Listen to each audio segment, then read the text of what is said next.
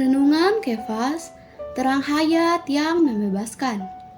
Dalam Yohanes 8 ayat 28 mengatakan, "Maka kata Yesus, apabila kamu telah meninggikan anak manusia, barulah kamu tahu bahwa akulah dia, dan bahwa aku tidak berbuat apa-apa dari diriku sendiri, tetapi aku berbicara tentang hal-hal sebagaimana diajarkan Bapa kepadaku." Bagaimana Tuhan Yesus membebaskan kita dari dosa?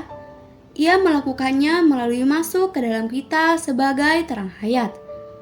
Terang ini bukan di luar kita, tetapi di dalam kita. Ketika kita menerima Tuhan, Ia masuk ke dalam kita sebagai hayat kita.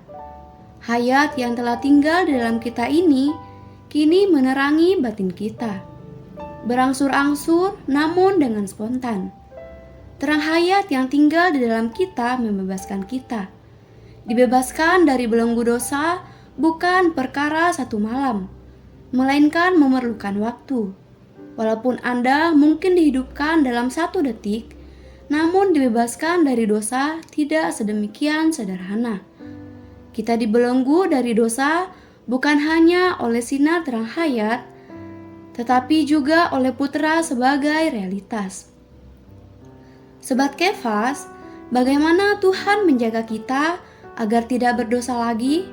Bagaimana Ia membebaskan kita dari perbudakan dan belenggu dosa? Hanya karena Sang Aku adalah yang agung telah menjadi hayat kita, dan hayat ini adalah terang hayat. Ketika kita menerimanya, Ia menjadi hayat kita, dan hayat ini menjadi terang yang membawa kita keluar dari kegelapan dosa. Hanya terang hayat yang dapat membebaskan kita dari belenggu dan perbudakan dosa.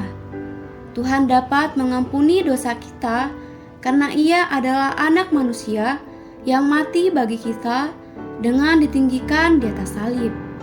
Kini Tuhan dapat menyelamatkan kita, membebaskan kita dari perbudakan dosa karena Ia adalah Sang Aku adalah yang agung yang hidup di dalam kita. Kini Ia menjadi hayat, yakni terang dalam kita. Terang hayat ini dapat membebaskan kita dari perbudakan dosa dan menyelamatkan kita dari kegelapan dosa. Jadi kita mengetahui bahwa kita telah dibebaskan hanya dengan Kristus menjadi hayat dan terang kita. Terang hari ini yang pertama, hanya ada satu hal hayat. Anda tidak perlu benar, sama seperti Anda tidak perlu salah. Anda hanya perlu memperhatikan hayat. Ketika Anda mempunyai hayat, semuanya akan baik. Yang kedua, kita dibebaskan dari dosa bukan hanya oleh sinar terang hayat, tetapi juga oleh Putra sebagai realitas. Kebenaran di sini bukan sebutan kebenaran secara doktrin, melainkan realitas perkara ilahi, yaitu Tuhan sendiri. Doa hari ini, berdoa terang hayat ini dapat membebaskan kita dari perbudakan dosa dan menyelamatkan kita dari kegelapan dosa. Jadi, kita mengetahui bahwa kita dibebaskan hanya dengan Kristus menjadi hayat dan terang kita. Amin.